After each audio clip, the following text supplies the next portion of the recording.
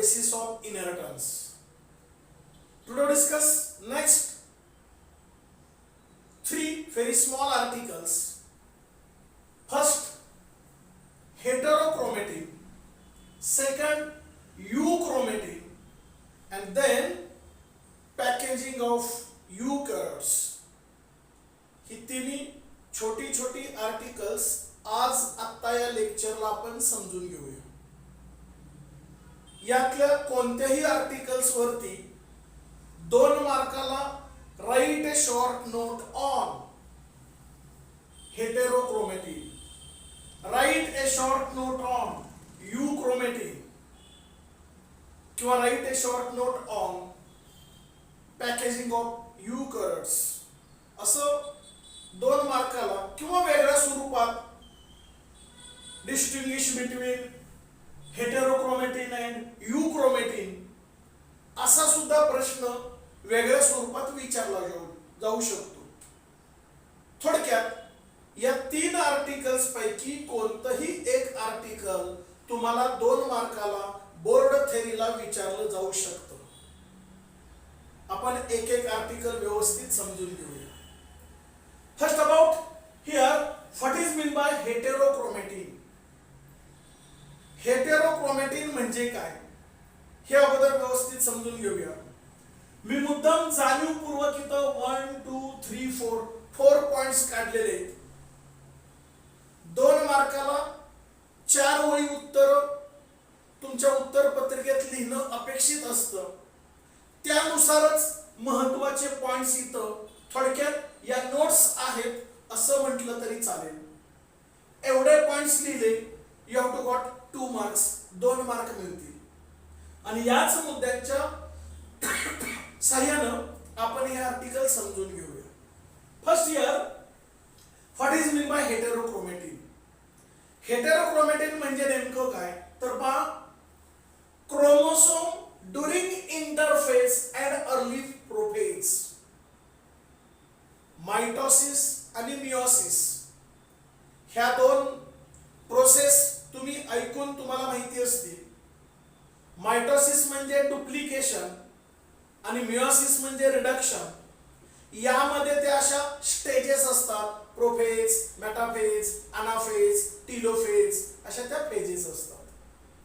तर त्यामध्ये इथं इंटरफेज अँड अर्ली प्रोफेज, सुरुवातीचा प्रोफेज या फेजचा जो कालखंड असतो त्याच्यामध्ये काय होतं, रिमेन कंडेन्स्ड स्टेट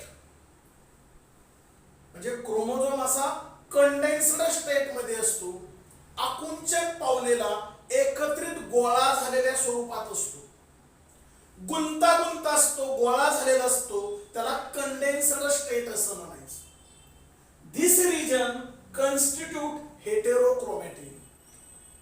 म्हणजे क्रोमोसोम असा कंडेन्स्ड गुंतागुंत झालेला असतो असा, त्याला आपण हेटेरोक्रोमॅटिन असं म्हणतो. And this term proposed by scientist Hitz, he term किंवा हे नाव किंवा ही संकल्पना की या गुंतागुंतीचा जो भाग असतो अगदी कंडेन्स झालेला याला हेटेरोक्रोमॅटिन म्हणायचं, ही संकल्पना सर्वप्रथम कोणी शोधून काढली, scientist Heitz. Actually it is genetically mostly inactive. ही इनएक्टिव्ह असतं म्हणजे फारशी कार्यरत नसतं. It stains dark. जर ऍक्च्युअली हे सर्व मायक्रोस्कोपिक आहे, सूक्ष्म आहे, असं आपण उघड्या डोळ्यांनी पाहू शकत नाही. पेशीच्या केंद्रकाच्या आत असतं म्हणून मायक्रोस्कोपच्या खाली पाहावं लागतं, अभ्यास करावा लागतो. साहजिकच हे जर अभ्यासायचं असेल, पाहायचं असेल तर त्याला रंग द्यावा लागतो. ती जी काही प्रक्रिया असते, मेथड असते, त्याला स्टेनिंग म्हणायचं. It stains dark.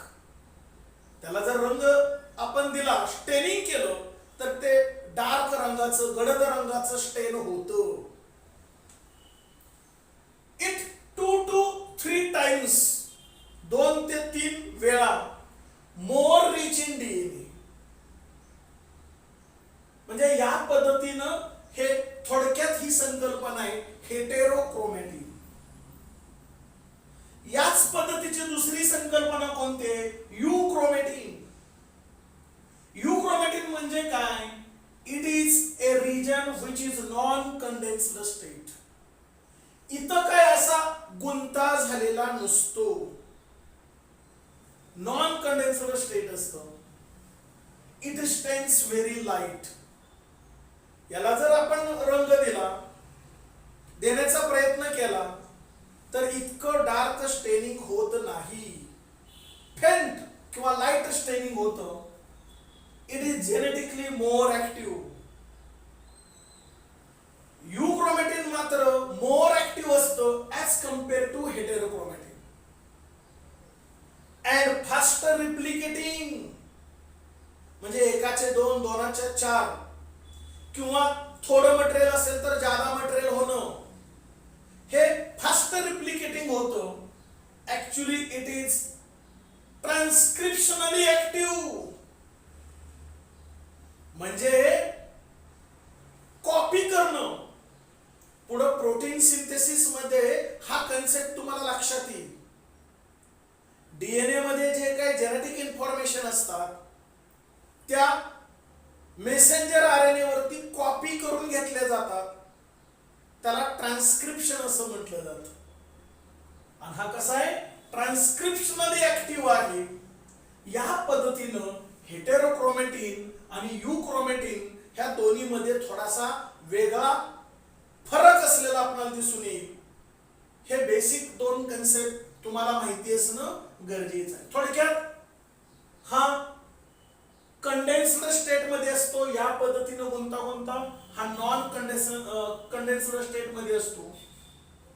हा जेनेटिकली इनएक्टिव्ह असतो, हा ऍक्टिव्ह असतो. हा डार्क स्टेन होतो, हा फेंट स्टेन होतो. हे डीएनए मध्ये जास्त प्रमाण असतं, ह्याचं प्रमाण कमी असतं. या पद्धतीने महत्वाचे चार फरक तुमच्या परीक्षेच्या दृष्टिकोनातून महत्वाचे आहेत. The next article, packaging of eukaryotes. कालच्या लेक्चरला आपण पॅकेजिंग ऑफ प्रोकॅरियोट्स पाहिलं आणि आता आपण पॅकेजिंग ऑफ युकॅरियोट्स म्हणजे क्रोमोसोम असतील, जीन्स असतील किंवा डीएनए असेल, हा नेमकं कशा पद्धतीनं न्यूक्लियस मध्ये व्यवस्थित ऑर्गनाइज झालेला असतो, बंदिस्त झालेलं असतं, पॅकेजिंग झालेलं असतं, हे नेमकेपणाने समजून घेऊया. Suppose this is the cell. समजा ही पेशी असेल, any type of plant cell or animal cell. ती वनस्पतीची पेशी आहे किंवा प्राणी पेशी आहे असं गृहीत धरा. हे वरचं कव्हरिंग कॉमन एक नाव ठेवूया आपण, याला प्लाझ्मा मेम्ब्रेन असं म्हणायचं. Plasma membrane. Here this is clear homogenous substance. याला काय म्हणतो आपण? Cytoplasm. Nucleus is centrally place. पेशी म्हटलं की पेशीच्या मध्यावरती कोण असेल? केंद्रक. आणि न्यूक्लियसचं कव्हरिंग याला आपण न्यूक्लियर मेम्ब्रेन. न्यूक्लियर मेम्ब्रेन असं म्हणतो. त्याच्या आतमध्ये असं न्यूक्लिओलस. न्यूक्लिओलस. आणि मग आतमध्ये असं पॅकेजिंग मटेरियल असतं, ते म्हणजे डीएनए किंवा क्रोमोसोम. याला आपण डीएनए असं म्हणतो. आता आपण बेसिक पाहिलेलं आहे. जीन म्हणजे काय? It is the structural and functional unit of heredity.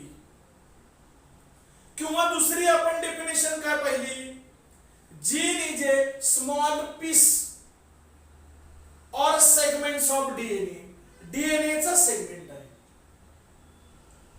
आणि डीएनए आणि प्रोटीन्स यांनी कोण तयार होतो? क्रोमोसोम. थोडक्यात क्रोमोसोम मध्ये डीएनए आणि प्रोटीन्स असतात आणि डीएनए चा छोटा भाग म्हणजे जीन्स. ह्या सगळ्याला मिळून आपण हेरिडिटरी मटेरियल असं म्हणतो आणि ते सर्व न्यूक्लियसच्या आत असतं, पॅकिंग मध्ये असतं. म्हणून तर म्हटलंय पॅकेजिंग ऑफ यूकॅरियोट्स.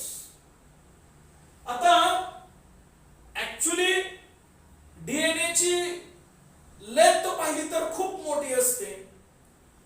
हे मटेरियल खूप जास्त आहे, पण ते कंडेन्स स्टेट मध्ये गुंतागुंता अकुंचन पावल्यासारखं आणि म्हणून ते आतमध्ये व्यवस्थित पॅकिंग करून बसलेलं आहे या पद्धतीने.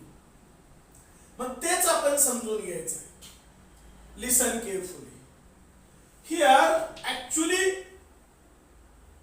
Nucleus consist chromosome.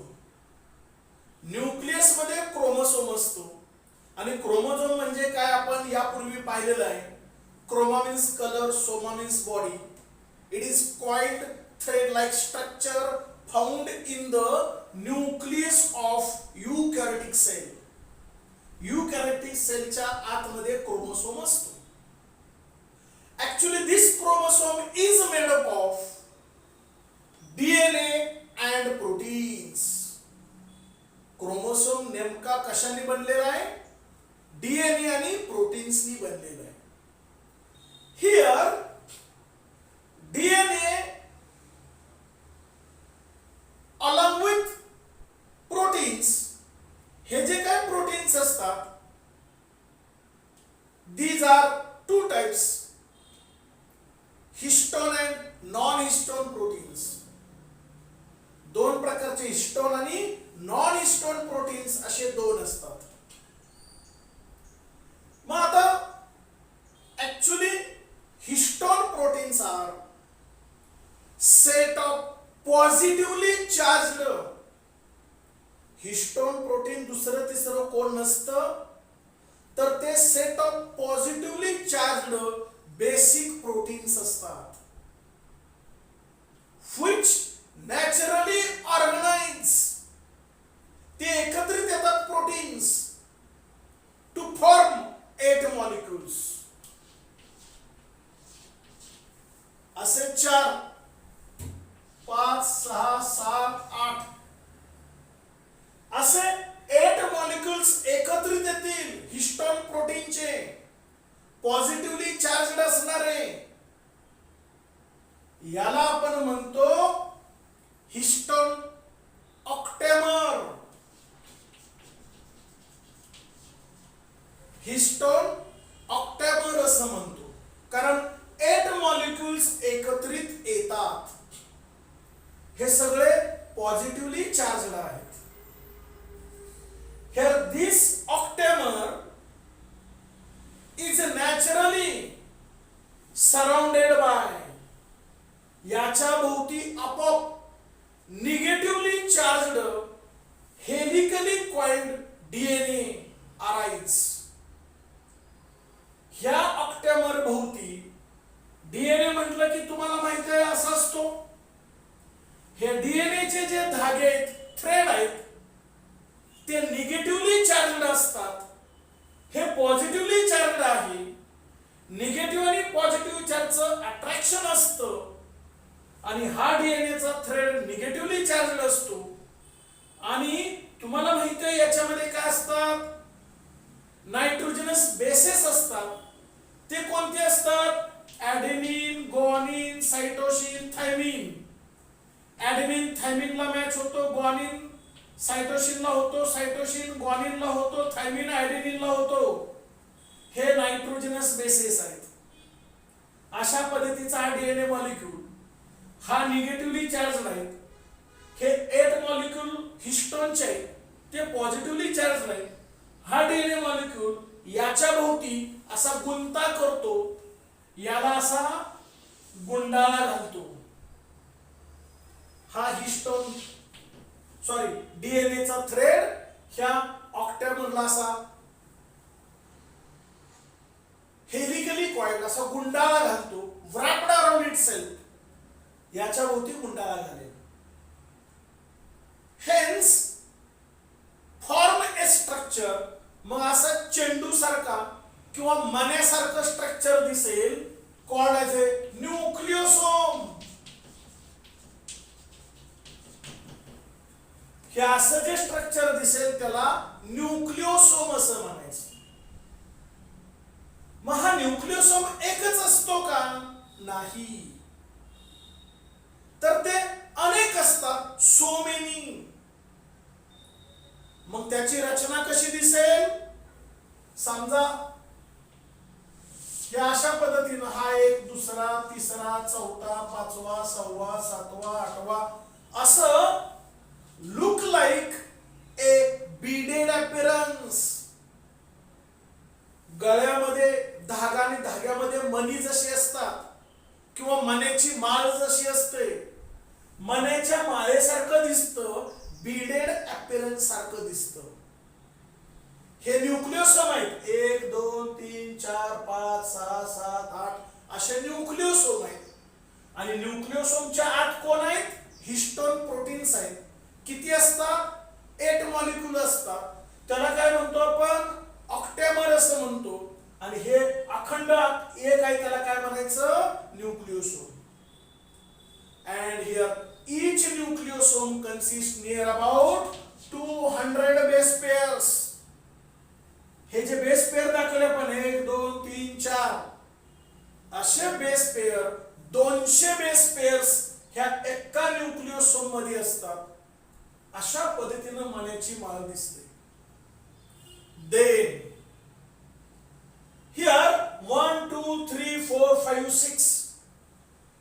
6 nucleosome again condense. 1 2 3 4 5 6 nucleosome एकत्रित येतील, कंडेन्स, कॉइल्ड अराउंड इटसेल्फ, स्वतःभोवतीच गुंडाळा करतील, form A structure called as a solenoid. त्याला नाव काय म्हणायचं? सॉलिनॉइड. 1 2 3 4 5 6 न्यूक्लियोसोम एकत्रित गुंडाळा करून आल्यानंतर जे स्ट्रक्चर तयार होईल याला म्हणायचं सॉलिनॉइड. देन सच ए सॉलिनॉइड अगेन सुपर कॉइल, पुन्हा त्याचा गुंता होईल टू फॉर्म क्रोमॅटिन फायबर. मग काय तयार होतं? Chromatin fibre. क्रोमॅटिन फायबर तयार होतं. आणि क्रोमॅटिन फायबर तयार झाल्यानंतर इट अगेन कंडेन्स, पुन्हा ते आकुंचन पावतो, गोळा होतं, एकत्रित येतो, गुंता होतो. Again condense during metaphasic stage. जी मी मागाशी म्हटलं मायटोसिसची जी काय फेजेस असतात, प्रोफेज, मेटाफेज, अनाफेज, टेलोफेज, त्यातल्या मेटाफेज स्टेज मध्ये हे पुन्हा कंडेन्स होतं टू फॉर्म क्रोमोसोम. मग क्रोमोसोम तयार होतो. म्हणजे या पद्धतीनं क्रोमोसोम होण्याची ही पद्धत आहे. पुन्हा एका मिनिटामध्ये रिव्हिजन घेऊया आपण. ही पेशीच्या मध्यभागी न्यूक्लियस, केंद्रकाच्या आतमध्ये असं हे मटेरियल आहे, त्याला आपण क्रोमोसोम म्हणतो. तो कशाने बनतो? डीएनए आणि प्रोटीन्सनी बनतो. प्रोटीनचे कोणकोणते प्रकार आहेत? हिस्टोन आणि नॉन हिस्टोन प्रोटीन्स. त्यातलं हिस्टोन प्रोटीन कसे आहेत? These are positively charged. बरोबर आहे? बेसिक प्रोटीन्स नॅचरली ते ऑर्गनाइज होतात. आणि किती मॉलिक्यूल तयार होतील? 8. 1 2 3 4 5 6 7 8. त्याला काय म्हटलंय आपण? ऑक्टॅमर. ऑक्टॅमर पॉझिटिव्हली चार्जड आहेत. त्याच्या भोवती गुंडाळा करण्यासाठी कोण येतं? Negatively charged DNA. हे ऑक्टॅमर भोवती डीएनए गुंडाळा करतो आणि मग असं जे चेंडू सारखं स्ट्रक्चर तयार दिसतंय त्याला म्हणायचं न्यूक्लियोसोम. एक न्यूक्लियोसोम. एका न्यूक्लियोसोम मध्ये किती नायट्रोजनस बेसेस आहेत? 200. 200. मग हे न्यूक्लियोसोम एकच असतो का? तर अनेक होतात. 1 2 3 4 5 6 7 8 असे अनेक होतात. Many repeating units. पुन्हा पुन्हा पुन्हा पुन्हा ऍट इंटरवल रिपीटिंग युनिट्स होतात. लुक लाईक ए बीडेड अपीअरन्स. मण्याच्या मायेसारखं दिसतं. त्यातले 6 न्यूक्लियोसोम पुन्हा एकत्रित येतात. जे स्ट्रक्चर तयार होतं त्याला सॉलिनॉइड म्हणायचं. पुन्हा ते सॉलिनॉइड पुन्हा त्याचा गुंता होतो, सुपर कॉइल होतो. कोणतं स्ट्रक्चर तयार होतं? Chromatin fibre. आणि तेच क्रोमॅटिन फायबर पुन्हा कंडेन्स होतं during metaphase stage to form chromosome. आणि मग एक व्यवस्थित क्रोमोसोम तयार होतं. अशा पद्धतीनं केंद्रकाच्या आत म्हणजे न्यूक्लियसच्या आत डीएनएचं किंवा क्रोमोझोमचं पॅकेजिंग केलं जातं. This is the today's concept packaging of eukaryotes. Is it clear? Okay, thank you.